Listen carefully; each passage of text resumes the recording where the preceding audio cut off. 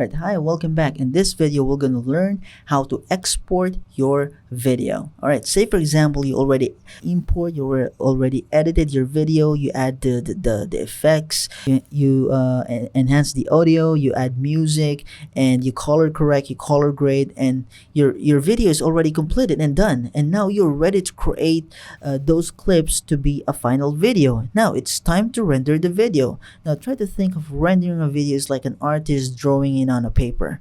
So they have the trying to print it on the paper. So for this example, for this video, we're trying to create an actual video, all right? Because inside of Premiere Pro, our timeline represent a video clip, but it's not an actual video. It's inside of the Premiere Pro project file. Say for example, in the video slideshow, this is the sequence that we want to export. All right, so just select the sequence that you want to export. All right, you can select the in points and out points in the timeline to export it by pressing the I and then go to O. All right, the last part, and press O, and then there you have it. This is the only part of the sequence will be rendered and created the file. So if you have like a different or additional video on this part, it will not be rendered. All right, but in this situation, I don't have anything or any video in here, so that's okay without putting the in point out point, because there's no additional video. But just to be sure that you want to really make sure that you're just rendering this part of the video clip and you're sure about it, just highlight I and O to make the in point and out point, and then once you're done, click on File at the top, click on Export, and click on Media. All right, now these export settings will pop up. So there's a source scaling here, scale to fits, to fill, or stretch to fill, and there's the you can move this blue cursor here to preview your files or to preview your video. All right, you're good. Okay, and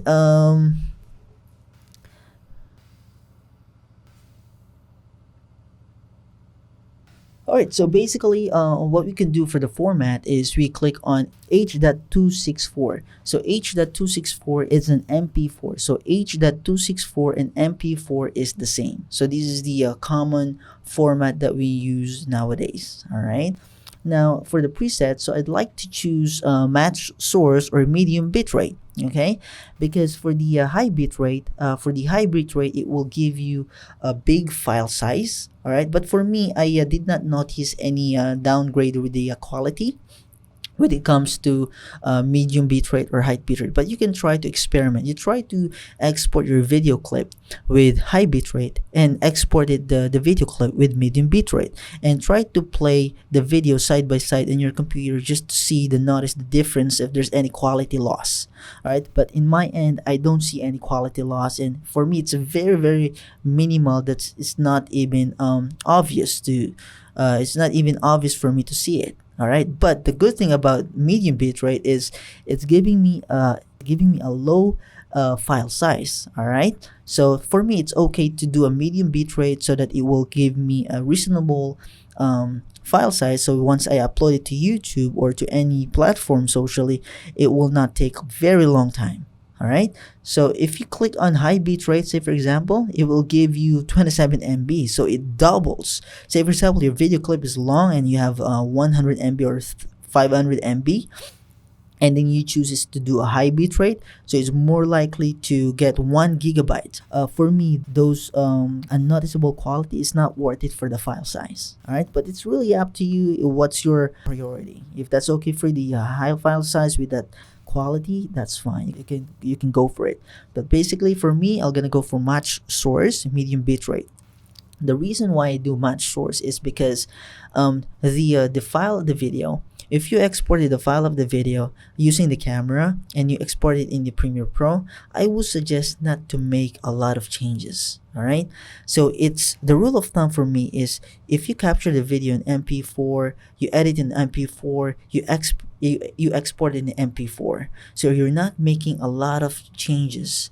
You're not making a lot of changes on the format of the video, because it will mess up the container. And although it's possible, but for me to to contain the quality of the video. All right, I'll do it same if I export, if I capture in the MP4, I will export and edit in MP4. All right, for the quality, for the most quality of the video.